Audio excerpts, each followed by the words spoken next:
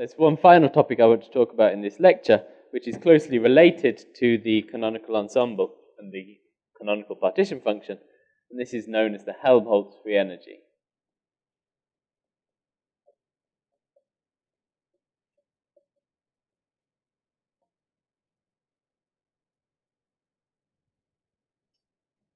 So I'll just define what this is, explain why it's important, and then that will be the end of this lecture today.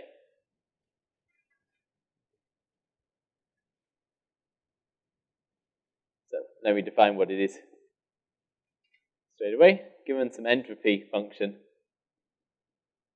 S, which depends upon the energy U and some other system properties X, we define a new function which we call F, which depends upon T and X, and also the energy U. So I'll write it with the final dependence with the semicolon, and you'll see the reason why later. Okay? And I define this as being equal to energy U minus T times the entropy. So for now, you should consider that T and U are completely independent, right? So that T is just a parameter, and U, the energy of the system, is completely independent of T. So in this function, you consider it that way.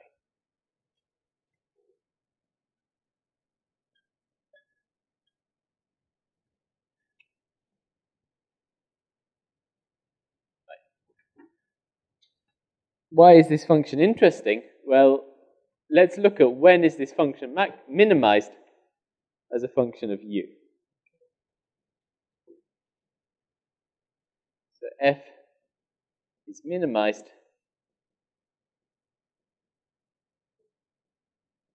as a function of U, as a function of energy, when, well, one of the conditions for it to be a minimum is that the derivative of F with respect to U, holding the other parameters X and T constant, that this thing should be equal to 0.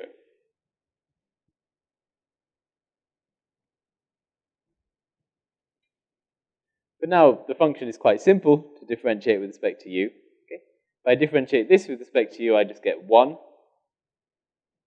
T is independent, so I get 1 minus T, and then I differentiate S with respect to U.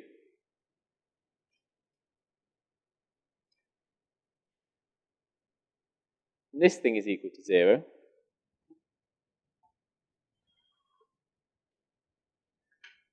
Okay. But now I can rearrange this equation quite simply to get that ds by du x to the power minus 1 is equal to T. And what's this? Well, this is the temperature of the reservoir that we imagine the system is connected to, and this is the temperature of the system, energy U. So in other words, this function F is minimized when the two systems are in thermal equilibrium.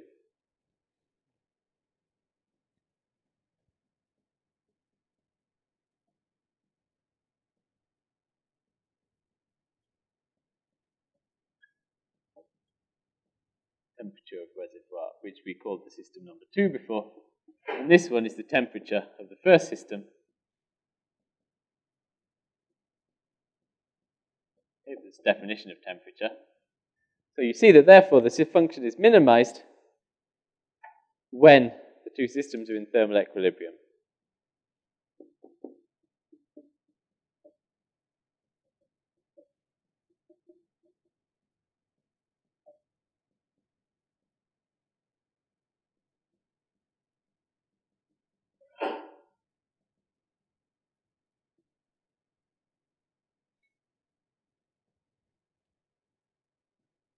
Okay, so that's one useful property of this function F. Its minimum corresponds to... Okay, it reaches its minimum when the two systems are in thermal equilibrium. The system is in thermal equilibrium to a reservoir at temperature T. And we can find what is this minimum value of F.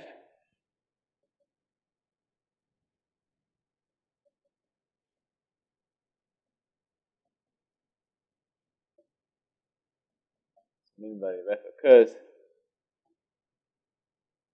when u is equal to the thermal equilibrium value, which is just simply u of t of x, which we found before, implies that f, which now I drop the u dependence and I take f to be only its minimum value, then this is equal to u of t and x minus t times the entropy, which depends upon u, which itself is a function of t and x. And it also depends upon x.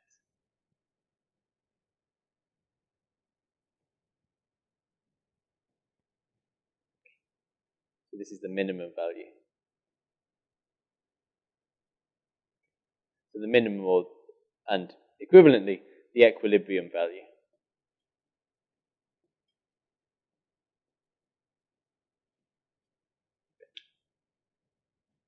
And it's this function f which is referred to as the Helmholtz free energy.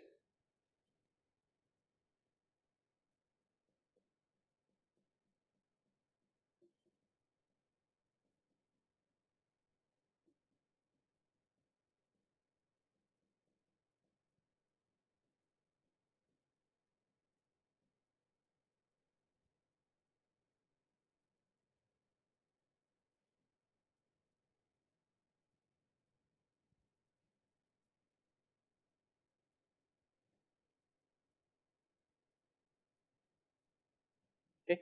And the reason it's important and the reason I introduce it is you can also use this function to find all the thermodynamic properties. So if you know this function, then you know everything about the system.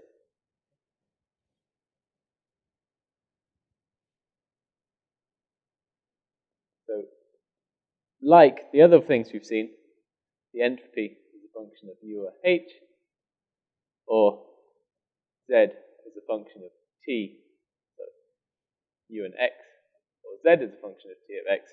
This f can also be used to find all thermodynamic properties.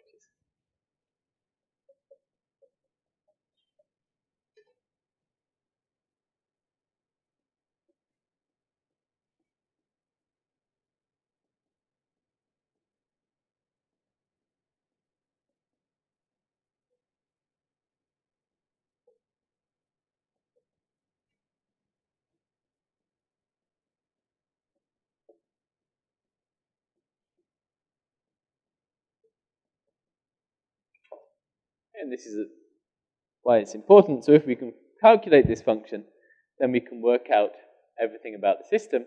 And it turns out there's a very close relationship between the canonical partition function and the Helmholtz free energy in the thermodynamic limit. There is a very simple relationship between the two. So just to finish, I will calculate what this relationship is. Okay, so finally, let's see the relationship between these two things. So what is z? Z, t, and x is equal to the definition, sum over u of w of u times e to the minus u over kbt. That's the definition. Next, I can use the definition of entropy, namely that w is, well, okay, let me write it the other way around, conventional way. S is kb log w. So therefore, w is e to the s over kb. So this becomes the sum upon u of e to the s over kb times e to the minus u over kb.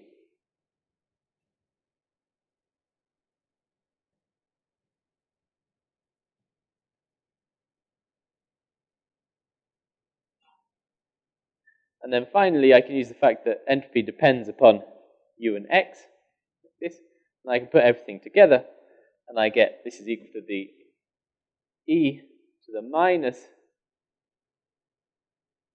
u minus k, sorry, minus t times s, which depends upon u and x, all divided by kbt. So I've simply put the two exponentials together, taken kbt outside, so I have to multiply by t here. So I get u minus ts. And you see that this is exactly the function which I called f. Right?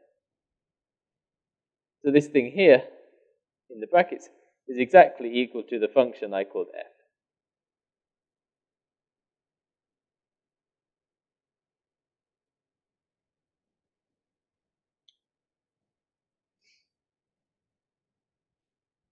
So z of tx is sum upon u e to the minus f tx u over kbt. And f is minimized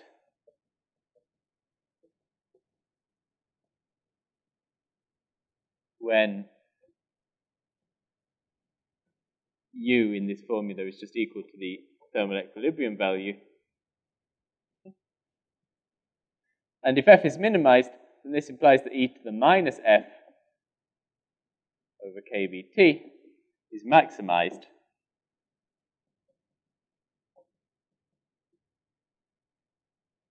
at the same point.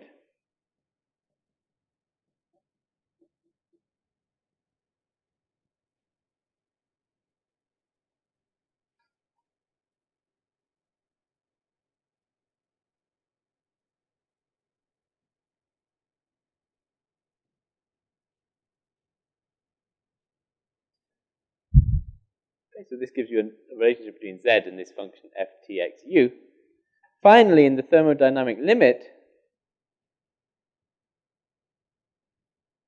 we can expect, and again it turns out to be true, that in this sum, only the value of f, where u is given by this, is significant. So in this sum, only one term is significant, and it's exactly that term where u is given by the equilibrium value.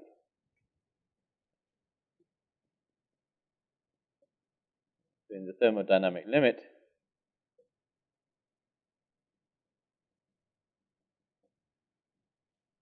only the maximum term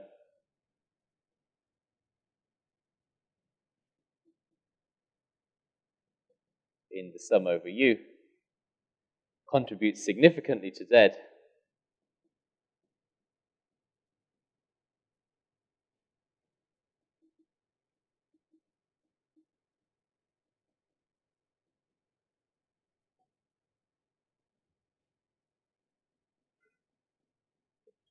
and therefore we expect that this sum we can just replace by its maximum value.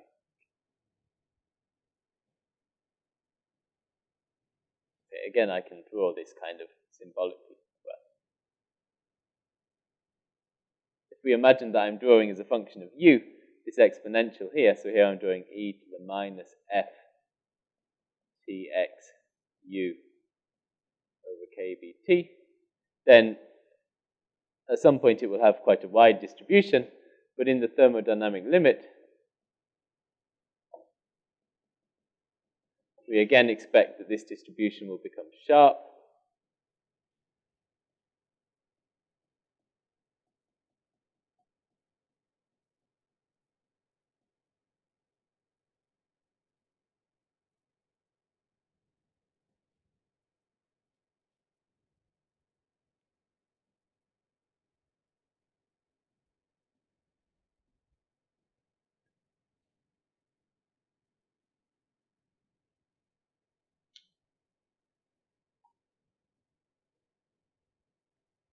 and this point here is exactly the equilibrium point, because this is where f is maximum, f is minimized.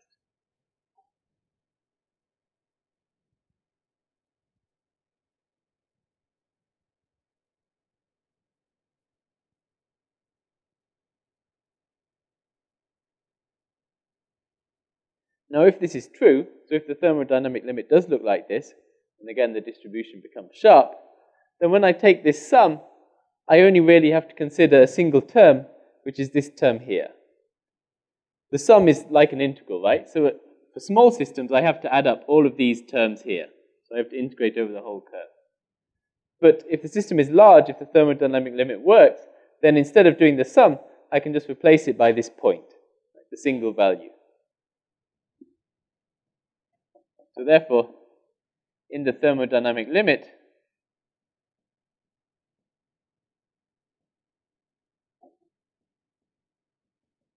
we get that z, t, and x is approximately equal to only the maximum value of the sum, which occurs at the minimum value of f, which is exactly what I called the Helmholtz free energy.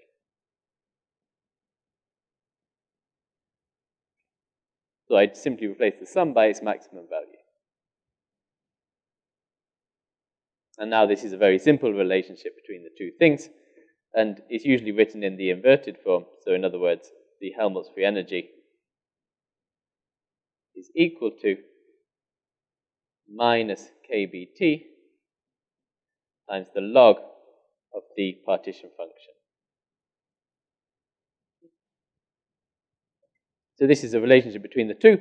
It's only true in the thermodynamic limit. Okay? So the definition of f I gave before is always true. It's the definition. But this relationship between the two is only true in the thermodynamic limit.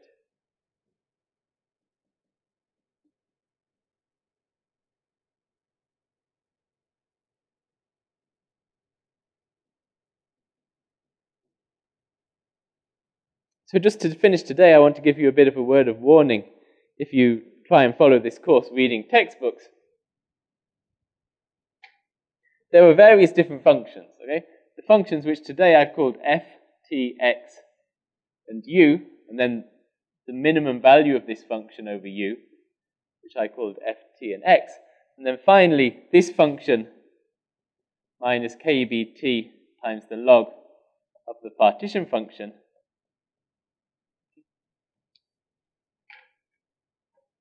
In general, they are all different. Right? In general, these are three different functions. This is an extra variable, so it's obviously different. These two are only the same in the thermodynamic limit, but in textbooks, they are generally quite sloppy about their naming conventions. So in textbooks, you often find all of these things simply called the Helmholtz free energy.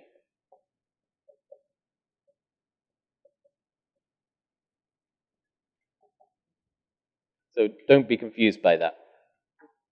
Any one of these three things could refer to, well, may be called Helmholtz free energy in a textbook, but they are all three distinct entities, right? In particular, these two are only the same in the thermodynamic limit. But in thermodynamics, you usually assume the thermodynamic limit, which means the distinction is not so important, but theoretically it is important. Okay, so in this class I'm going to be quite precise. This function f, t, and x is the minimum value of this function, f, t, x, and u, where f, t, x, and u is defined as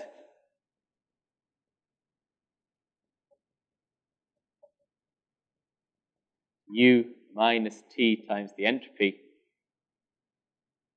u and x. The minimum value of this function I call this. In the thermodynamic limit, it's the same as this, but only in the thermodynamic limit.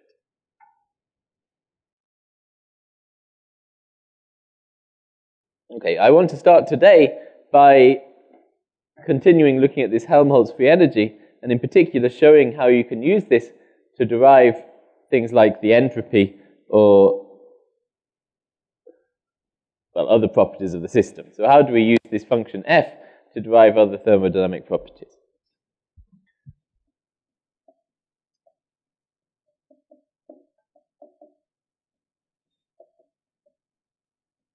Okay, and there are two equations which are very useful. Okay. The first one says that if I differentiate f with respect to temperature T and hold the other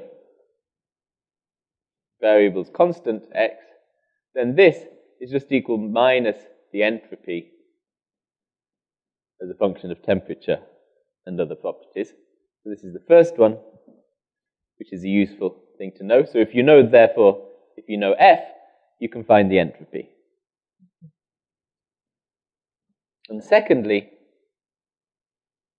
if I differentiate f with respect to any other kind of property, like volume or magnetic field, x, while holding the temperature constant, then this is the same as differentiating the internal energy. Okay, let me write it in 2 steps. This is the same as differentiating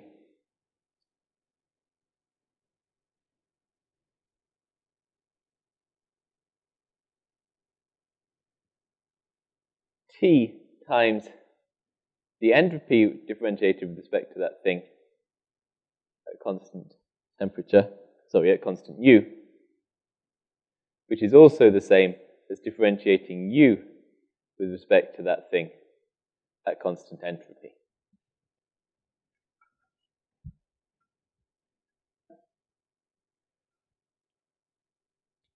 Okay, so I will prove these 2 things, right? The first one tells you that if you know the function f, you can calculate the entropy. And the second one tells you if you want to take derivatives, then differentiating f at constant temperature is the same as differentiating u at constant entropy. Now this is a useful relationship because, for example, the pressure of a gas is defined as minus the derivative of energy with respect to volume, right, at constant entropy. Right? This is simply because the work done is P dV, right? So the change in U is just P dV, and then you see that. Okay? So if we want to calculate the pressure, we can do it in this way, but using this result here, we can also do it using the free energy. This is the same as dF by dV at constant temperature, So therefore, we can also use the Helmholtz free energy to find the pressure. Okay, and we will do this when I talk about the ideal gas. We will calculate this function f and therefore get the pressure. So that's just kind of giving you a heads up for why this result is useful. Okay, so first of all, I ought to prove them. So let me prove them. The proof is just simple mathematics. I take this definition of f here, and I just differentiate, okay? So let me write that again. F T x equals U T x minus T times S of U T x x.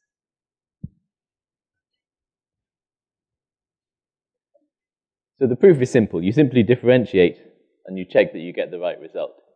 So first of all, let's do dF by dt at constant x.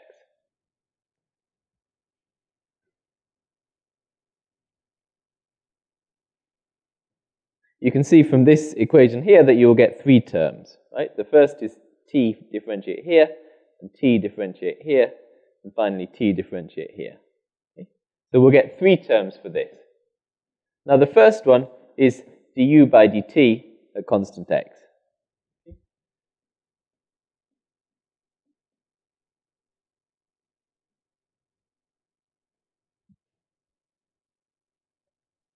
The next one, if I differentiate this one, this t, simply gives me minus the entropy.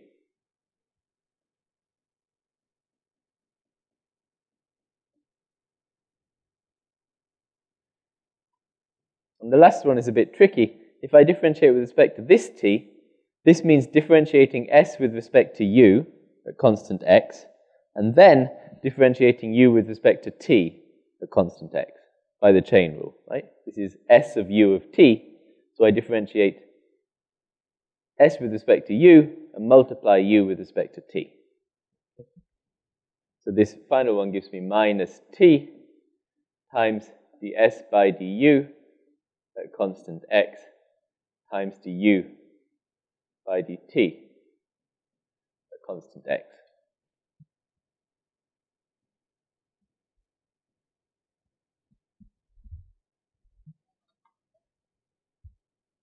Okay? But you see here, this is the definition of temperature, right? This is, we stated the derivative of s with respect to u is 1 over t. Okay? If you look in your notes, you'll find this from last week or the week before. This is how we defined temperature statistically, right? So therefore, this t and this t cancels, and all I'm left with is minus du by dt at constant x, which exactly cancels this. Right? So this term cancels with this term, and all I'm left with is s, right, which is the entropy. So this is simply equal to minus s, and is a function of t and x, ultimately.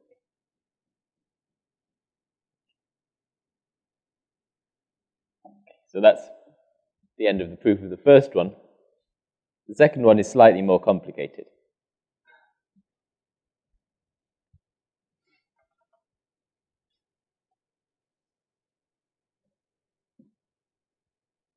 Okay, so the idea is the same. Here, we now differentiate with respect to x. Again, we get three terms, because there's an x here, and an x here. Okay. So, let's do it. df by dx, constant t. So the first one is this. I get du by dx at constant t, minus t times, and then this one, again, I have to use the chain rule. So this is ds by du at constant x. It's differentiating split, and then I have to differentiate with respect to that. So that's du by dx at constant t. And then finally this one, this gives me minus t times the derivative with respect to ds by dx at constant u.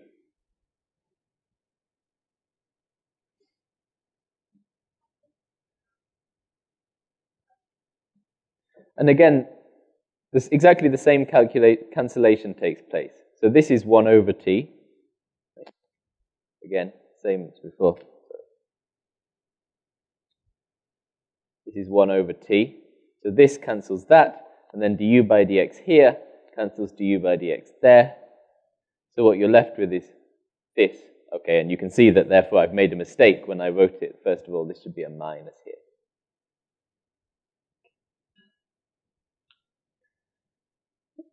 So therefore, as I stated, we've shown that df by dx at constant t is minus t times ds by dx at constant u.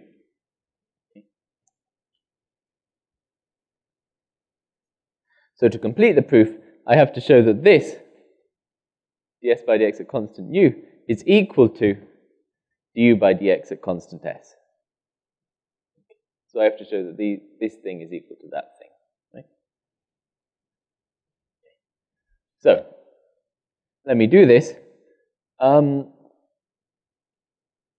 You have the function s, which is a function of u and x, right?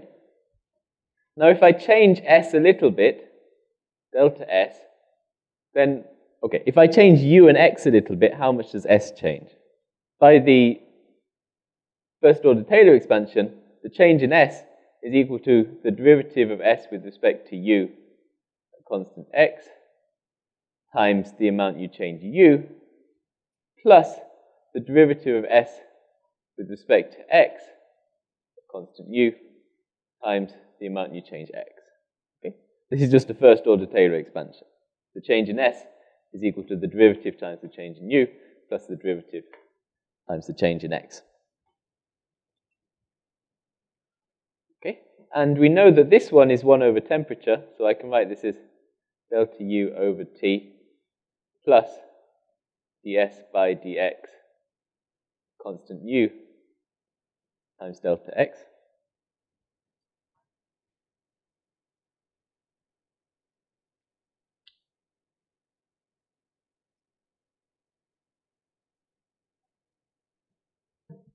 Okay, and this term here, ds by dx at constant u, is exactly what we have here.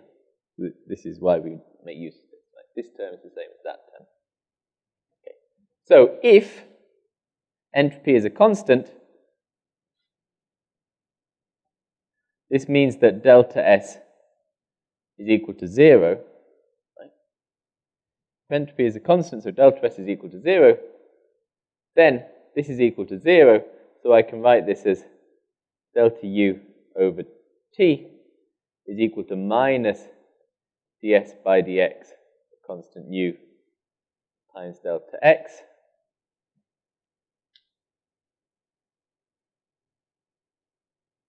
Okay, so this is 0, I just take this over the other side. And finally, I take the limit of these things going to 0, so I take delta u, delta x going to 0.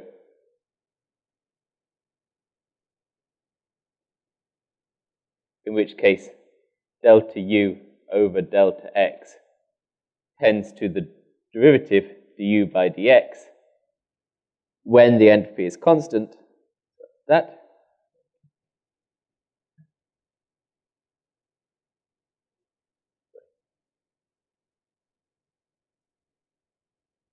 Okay.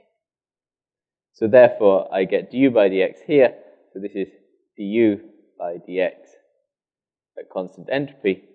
And I multiply by t, and I get this is minus t ds by dx at constant u.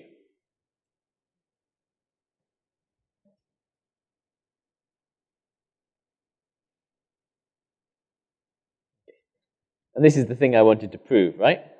Because this is what I've got here, and I've proved it's equal to du by dx at constant entropy. So I've now succeeded in proving this theorem, succeeded in proving these two statements. So these two equations are very useful, and we'll use them in the following weeks, so you should remember them, okay? Remember these two.